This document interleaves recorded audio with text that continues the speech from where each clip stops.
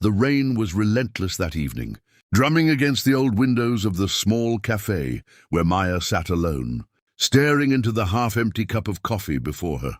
She had always loved the rain, not the soft, playful drizzle of spring, but the heavy, unforgiving downpour that seemed to wash everything away. Tonight, it felt like the rain mirrored the storm inside her heart. She remembered the day she first met Armin. It was in a bustling library, the kind with tall shelves that smelled of old paper and dust, where silence reigned except for the occasional turning of a page. He had been hunched over a book, his brow furrowed in concentration, and when their hands brushed over a worn copy of Rumi's poems, it had felt like an electric jolt running straight to her chest. They had laughed awkwardly, and in that brief, fleeting moment, the world had felt enormous and intimate at once. For months they had been inseparable. Walks along cobblestone streets, endless conversations about books, music, dreams, and fears. He had a way of seeing right into her, into the places she didn't even know were hidden. But life, as it often does, has a cruel way of testing even the strongest bonds. One evening, Maya returned from work to find Armin packing a small bag.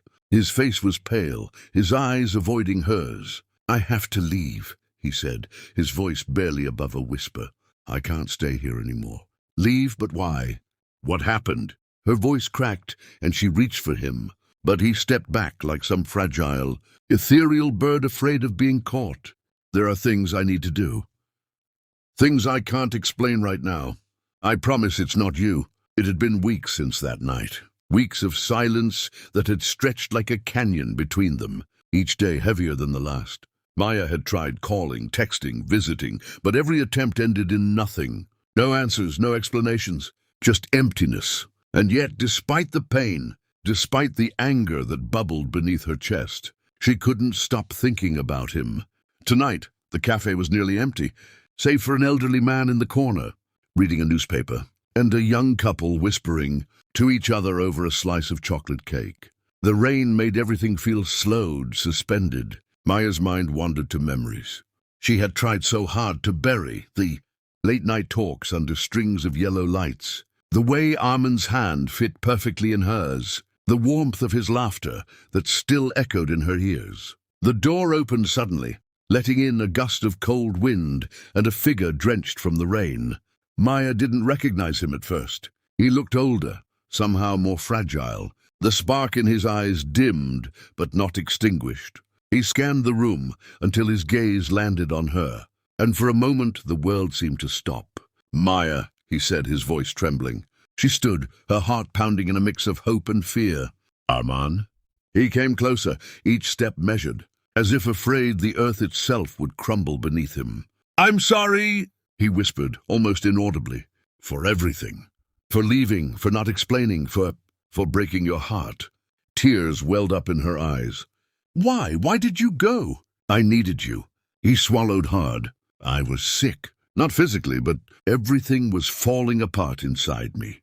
I didn't want you to see me like that. I thought leaving would protect you, but I see now. It only hurt you." Maya's chest tightened. She wanted to be angry, to lash out, but the raw honesty in his eyes made her words stick in her throat. She wanted answers, but more than anything, she wanted him to stay. They sat together in silence, listening to the rain as if it were a symphony composed just for them. Slowly, the conversation unfolded, words spilling over truths long hidden. Armin had battled demons he didn't know how to fight, and in trying to shield her, he had only deepened the wounds. "I lost myself," he admitted, voice barely a whisper. "And in losing myself, I lost you too." Maya reached out, placing her hand over his. The warmth that returned through that simple touch was both comforting and terrifying. "We can't change the past," she said softly, "but maybe we can find a way forward." Days turned into weeks, and slowly they rebuilt what had been broken. Every moment was tinged with fragility, a recognition of the pain they had endured, but also with the brilliance of a second chance. They laughed more cautiously, held each other more tightly, and spoke more openly than ever before. One afternoon, Armin took Maya to the old library where it had all begun. The rain had stopped, leaving the streets glistening like scattered diamonds. "I wanted you to see this place again," he said, his hand warm in hers. "Where it all started, where we found each other."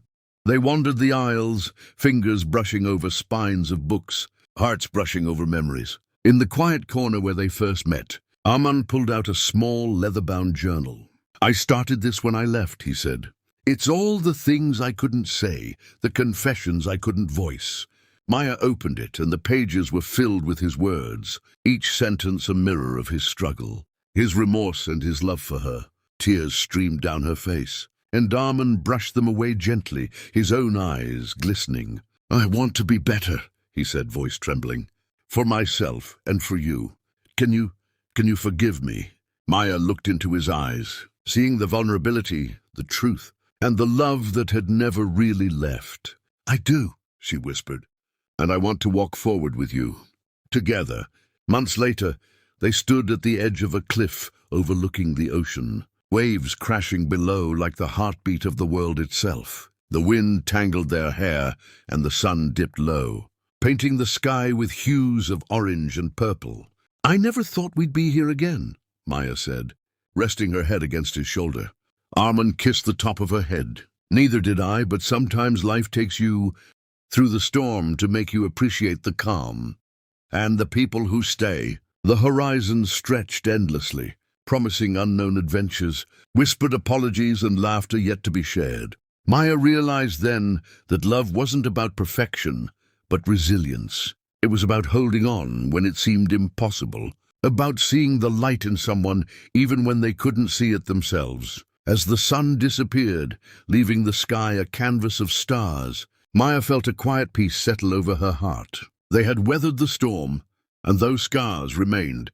They were reminders of survival, of courage, and of love renewed. In that moment, she understood something profound, that life was fragile, fleeting and unpredictable, but also full of redemption, second chances, and the beauty of hearts finding their way home, even after being lost. And with Arman by her side, she knew that no matter what storms lay ahead, they would face them together, unafraid, unbroken, and fully alive. The rain had stopped long ago, but its echo remained, a gentle reminder that even the heaviest storms could give way to clarity, hope, and a love that endured. This story is about loss, reflection, personal growth, and emotional reconnection, and is approximately 2,000 words in length.